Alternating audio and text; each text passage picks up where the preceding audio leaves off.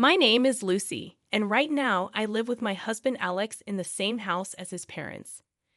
We bought this house 3 years after getting married, but shortly after we moved in, Alex's parents unexpectedly showed up. They thanked us profusely for buying the house for them, bringing a lot of luggage along with a moving truck.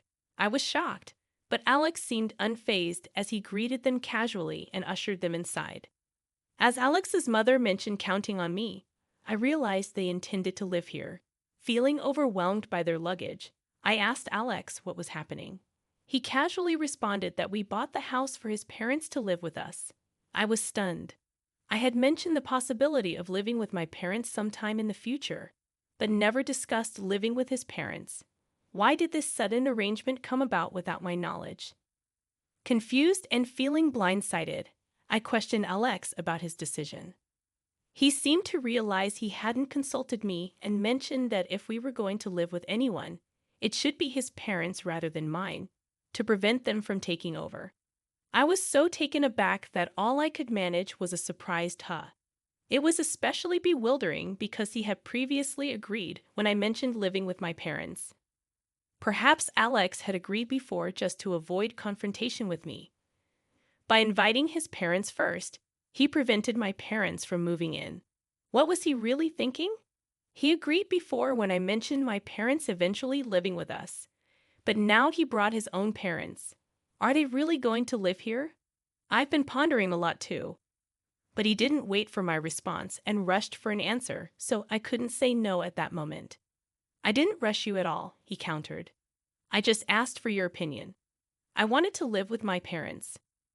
Then you should have made that clear when I brought up the topic of living together, I retorted. Stop acting like a child. Living with Alex, I've realized he has a very childlike personality. Whenever I do something, he comes over curious, asking, "What are you doing?" Maybe children are easier to deal with. If a child shows interest in household chores, you can suggest, "Want to try?" and they might engage. But Alex asserts housework is not a man's job. I thought dealing with a childish adult might be more troublesome than an actual child. Apparently overhearing our argument, my mother-in-law started keeping her distance, advising Lucy, "You might feel dissatisfied over trivial matters between husband and wife, but some compromise is necessary." I sensed a demand in her words. My in-laws seem to view me merely as an appendage to their son. If they think I'm just an accessory making a fuss about not wanting to live together, her behavior makes sense from my perspective. Alex is the accessory, but they don't seem to see it that way. My mother-in-law was eager to help with household chores, but their attitude was grating on my nerves. This situation continued, and as I pondered how to respond to their attitude, Alex's sister Kate visited. Kate is 5 years younger than me, already married 3 times, and currently living with a new husband. When I returned home, Kate was already there. "Welcome back, Lucy," Kate greeted me. "I heard about it. You stood up to my brother and tried to kick our parents out of this house." I was shocked and looked sharply at Alex sitting beside me. Why would Alex tell such a lie? Was it to make me look like the enemy? Alex wilted under my gaze, averting his eyes. If he felt awkward, he shouldn't have chosen words that blamed me in the first place. Then Kate, who had been observing, stood up as if to protect Alex. "Lucy, if you're going to make such a face, please leave. Just as I heard, you are a demon wife. It's bad for prenatal education to have you around." Being suddenly told to leave, I was confused about which part of the house she was referring to. For a moment, I thought she wanted me to leave Alex's room, where he was enjoying conversation with his sister. But that didn't seem to be Kate's intention. She stroked her belly and said, "I'm planning to give birth in my hometown. So, Lucy, I don't want you in the house, at least until my child comes into this world." Confused, I replied, "What do you mean?" "Wow, Lucy, that face is scary. No wonder my brother avoids you. You might be close to getting divorced." Kate teased me with a smirk on her face. When I looked towards Alex, he was avoiding my gaze, looking down. Even if the other person is a dear sister, anyone would stop her from criticizing their wife.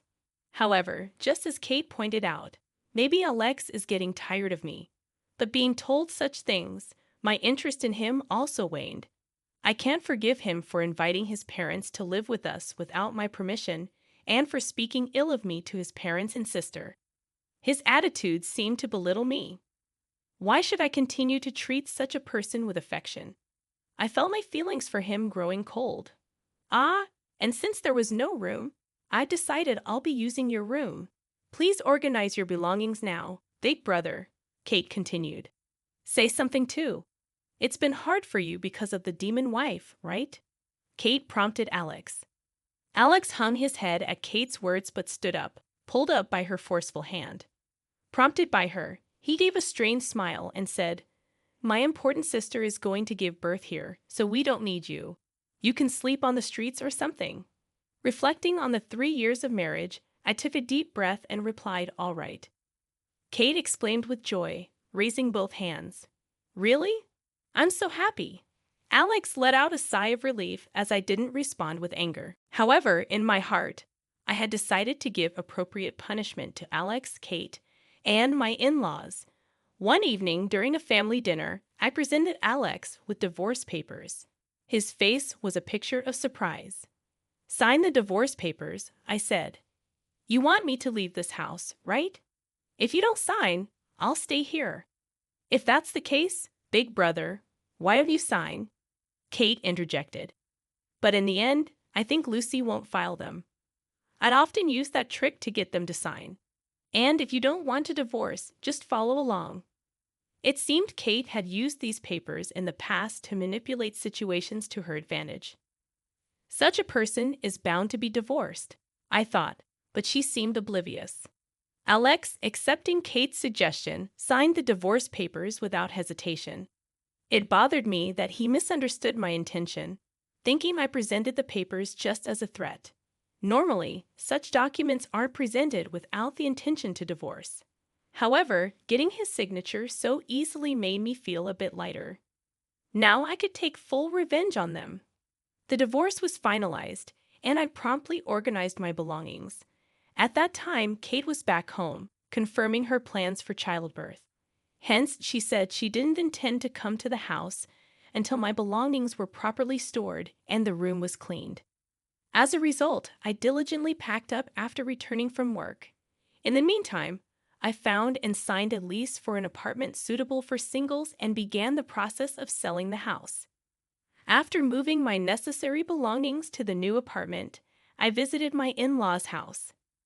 There, I found Alex, Kate, and my in-laws all together. Knowing that my father-in-law and Alex would be off work that day and that my mother-in-law and Kate didn't work, I decided to visit when all of them were present. My sudden visit surprised all 4 of them. Moreover, when I arrived, 3 of them, except Kate, seemed to have been enjoying alcohol since the afternoon. In their presence, Alex was saying, "Lucky that woman left. She thought if she got angry, everything would go as she wanted. She acted so arrogantly, troubling me." My mother-in-law responded, "Indeed, Lucy had a somewhat difficult personality." The reason I was angry with Alex was that he started living with his parents and even made me leave the house for his sister, all without discussing it with me. I was angry because of his unreasonable actions. However, it seems within the in-laws family, I am somehow perceived as the bad one. Listening further, remember the girl I introduced earlier? It seems he started dating her, but she's a better match than the previous sister-in-law, right? I think a more adorable woman suits my brother better. They discussed his shocking affair. If the relationship started a week ago, that was when I was already proceeding with the divorce, so I guess it won't be an issue of infidelity. But still, his actions infuriated me. I briskly opened the room door and checked the faces of the chatting in-law family. The 4 of them seemed not to expect my return and were surprised. I came with the real estate agent. "Ah, Lucy, who is that man behind you?" Alex asked, pointing to the man behind me. Before I could say anything, Kate exclaimed, "Isn't that sister-in-law's new partner? Brother, this is infidelity. Let's make her support us financially." Amidst everyone thinking Alex and I are still married, I've lost all patience with Kate.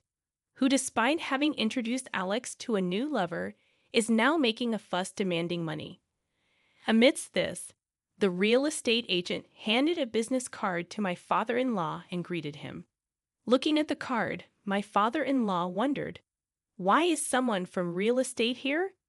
The agent replied, "To appraise the value of this house." My in-laws exchanged glances and started laughing. "We plan to continue living here, so no appraisal is needed." However, the agent clearly stated, "Actually, this house is in Lucy's name. She wishes to sell it, so we are proceeding with the sale." Upon hearing this, my in-laws showed expressions of surprise, seemingly unaware of this fact. Perhaps Alex hadn't accurately conveyed this information. Alex said he would explain the details himself, so I left it alone. However, from my in-laws' attitude, it was clear that they had not received this information. They seemed to think I was just a burden and that Alex was supporting me by buying this house. So I plan to explain the truth about the house's ownership and financial aspects to Alex and his parents if the situation doesn't improve after a while. However, before I could explain, Alex's sister, Kate, appeared and kicked me out of the house as the owner. Therefore, I judged the dialogue with this in-law family became difficult and decided to take direct action. That action was to find a new home for myself, complete the move, and then promptly sell this house. Alex seemed to take Kate's words at face value and was complacent, thinking I wouldn't divorce. Seeing Alex's surprised face, I sighed inwardly. Since I, the owner, was kicked out of this house, it makes sense to sell it, I explained. It might be, but this residence is mine as well. And since we're married, it's also yours, right? Now my parents and sister are living here too. So, whether you or your family are here, it's irrelevant to me. Besides, we divorced quite some time ago. You signed the divorce papers, right? I submitted them to the city hall immediately. At my words, Alex seemed shocked and said, "What?" He seemed to think the divorce papers were just a threat. Disappointed, I sighed again. Then Kate started accusing. "Such an unforgivable woman, this she-devil, using my brother's money to get the house, and then putting it in your name. I wonder who she thinks is the cause of this situation." I stared at Kate. "Your beloved brother actually doesn't have any money. He's working, but all his income goes to repaying borrowed money." "Why does my brother have debts?" Kate asked. "Isn't that because he paid your living expenses?" Kate had been married 3 times, but 2 of them ended due to her infidelity. Each time, she would say, "Please keep it a secret from my parents. I don't have the funds, so help me." And Alex would comply with her unreasonable requests. At first, I didn't notice, but then I discovered that the savings we were supposed to be building together had significantly decreased. I confronted Alex about it, and it turned out that he had been giving living expenses to his sister Kate without telling me. Despite this, I resolved the house payments using my own savings. I was beyond surprised and felt utter disdain for him for giving his sister such an amount of money. Even if he said he would pay back the money in the future, I could no longer trust his word. I hired a lawyer to recover our joint savings that he had squandered. Before I could share this fact, his parents, learning about their daughter's infidelity, exploded in anger. All her past divorces, she said, they were due to personality clashes. To think Kate was unfaithful, such a dirty child. We didn't raise our children to be adulterers. Wait, Mom, Dad, it's just Lucy talking nonsense. This isn't true, Alex protested. Perhaps feeling disadvantaged in this situation, even Alex, who doted on Kate so much, exclaimed, "It's all your fault because of all the money I gave to you to support your life. I ended up in debt. And because of you, Lucy, and I had to divorce." Hearing this, I said, "Is it really all Kate's fault? It was your decision to suddenly bring your parents to my house, wasn't it? It was you who collaborated with your family to label me a wicked wife. And to think, just because your sister is your favorite, you plan to drive me out of the house, eventually leaving me to live on the streets. That's ridiculous." He tried to cling to my leg, but I kicked him away. I'll be getting back all the money I paid on your behalf. Prepare yourself. I'm coming with my lawyer tomorrow." With that, I left the house. While we were talking, the house valuation was completed. Fortunately, it looks like the house will be sold as I hoped. The next day, when I showed up with my lawyer and explained the list of expenses he had wasted, his parents, looking at it seriously, said, "So much money existed. Yet because of Kate's actions, they glared sternly at Kate, who was at the corner of the room." It seems his parents came to the house believing Alex's words about taking care of things from now on. But Alex's lies and Kate's adulterous actions had destabilized their retirement life, and they were furious. Alex incurred additional debt after that. He was immediately kicked out of the house and ended up living in a simple apartment with his family. Kate, facing condemnation from her family, decided to live with her husband for a while and gave birth. However, since the child's hair color was clearly not her husband's, she was kicked out of that house as well. It was difficult for Kate to raise her child properly, and the child was placed in an institution. Kate, with nowhere to go, seemed to have no choice but to return to her condemning family. It seems she is still being asked for money by Alex. But I am free. I am enjoying my independent life and considering trying something new in the future.